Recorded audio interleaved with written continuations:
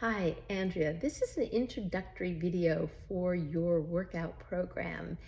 And I'm going to focus today on principles of body action. I'm going to introduce some ideas to you that might be new, might be more familiar to you, depending, that will serve you when you organize your body and get ready to do your program. So we're going to talk today about our breath. We're going to talk about our core as a moving system. We're going to talk about our shoulders as a connected, highly mobile system. We'll talk about the integration of the whole torso. And we're starting with the idea of diaphragmatic breathing. I'm looking to the side of my notes. So diaphragmatic breathing. Normally when I'm going on about life, I may breathe fairly shallowly. The air comes in my nose or my mouth, into my lungs, and probably comes right back out again. You know, if I'm hurrying, if I'm working, if I'm not really thinking about more relaxed breathing. But when we're going to work out, just as when we're going to meditate or when we're going to relax, we want to deepen our breath. So I'm going to invite you to take your hand and put 4 fingers in the front, right on your ribs. So you can feel your ribs. I'm on my low ribs right here. And then hook your thumb around back. So you're going to feel the front of your ribs, the side of your ribs, and the back of your ribs with this whole hand. So that's what we want to do. And I'm going to invite you to deepen your breath. So inhale, either through your nose or your mouth, preferably through your nose. And see how my hands moved a little bit as my ribs expanded. Front of my ribs expanded, side of my ribs expanded, and back of my ribs expanded. And then exhale, everything comes back in. I held the inhale for a little bit longer. Inhale.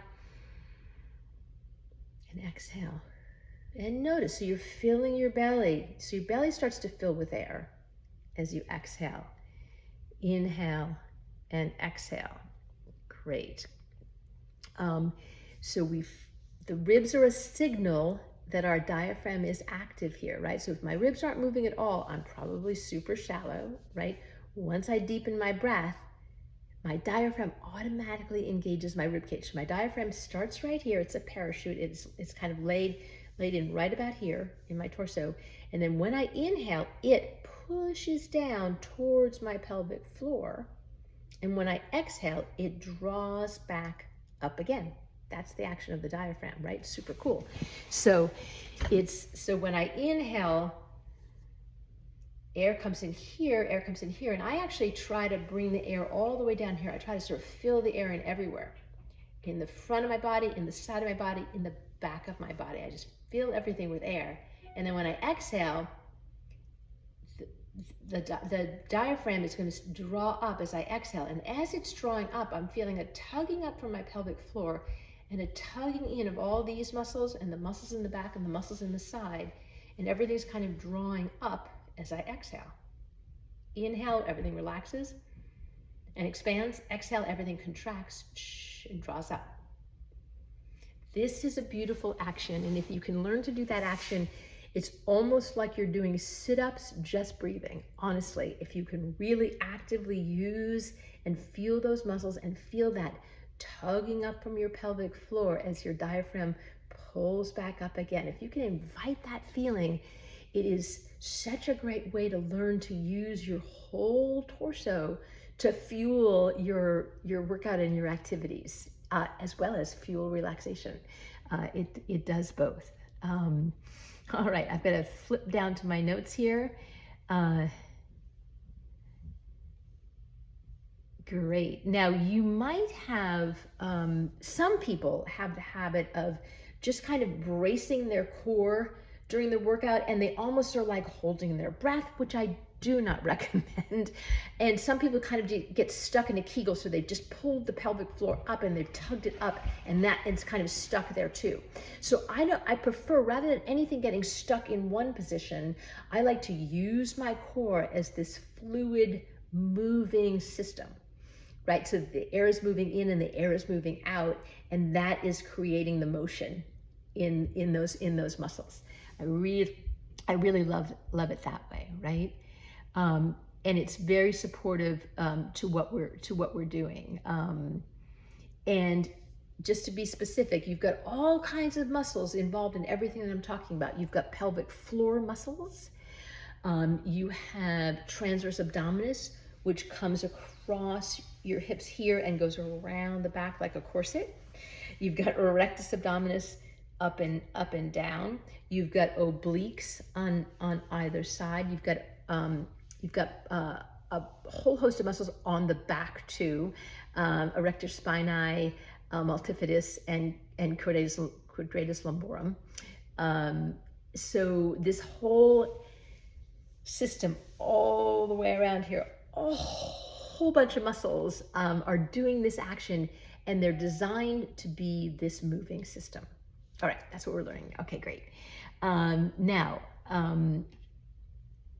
I actually like to think about the following. Let me give you another image that may or may not be helpful, right? So you can just have the image of just simply this diaphragm that's moving up and down, and I'm relaxing when it goes down, and I'm drawing everything in when it comes up. That might be a useful image for you.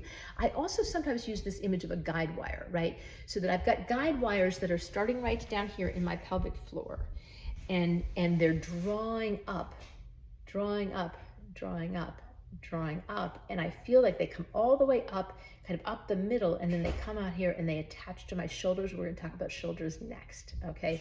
So I like to think about these guide wires as kind of just the system that's holding me up, almost like if you can think of guide wires that are holding up a bridge or holding up a building. Okay, great. So the shoulders, let's talk about the shoulders. Our shoulders have, so this humerus bone, which is the arm bone, the shoulder blades on the back, and the collarbone across the front, right? Shoulder blades or scapula on the back. Okay, so the collarbone is the only bone in the shoulder system that does not move, but my humerus bone moves a lot. It can come in and out of the socket as I need to in life, and my scapula moves a lot, right?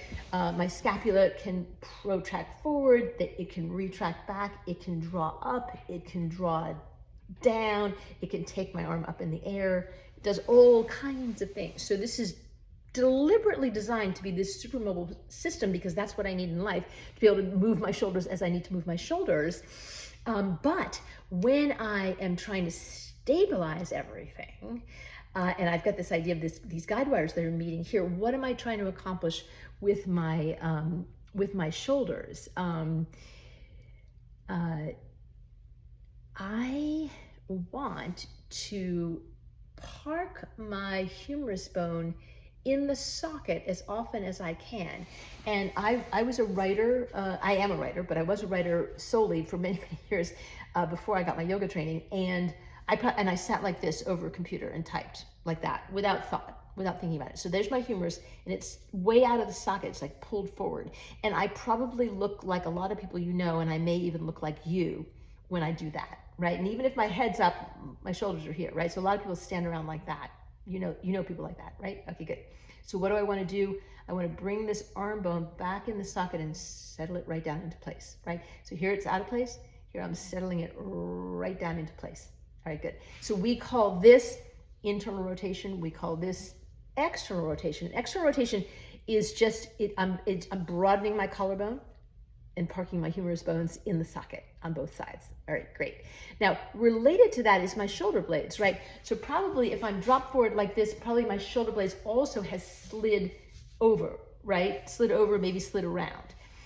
So the two can work together, right? So I could bring my shoulder, so see, I'm just trying to move my shoulder blade now, and that brought my arm back pretty effectively, right? So you can think about both things, park my humerus bone or slide my shoulder blades together and down, right? Sometimes people use the expression, put them in my back pocket. And that's just home base for my shoulder blades. Now, there's lots of reasons why it comes off of home base purposely and deliberately, and I may even in certain exercises suggest that you do side plank. I like to bring that shoulder blade right under my arm when I'm in side plank. We'll talk about things like that, so good. But in principle, when I'm focused on my breath and I'm getting ready to do something like a bicep curl, I want to be nice and tall. I want to inhale, relax, exhale, draw everything up. The guide wires come up right to my shoulders. My arm bones are in the socket. My shoulder blades are sliding down the back. And I'm in a great place to work. So that's why we're having this conversation. All right, great.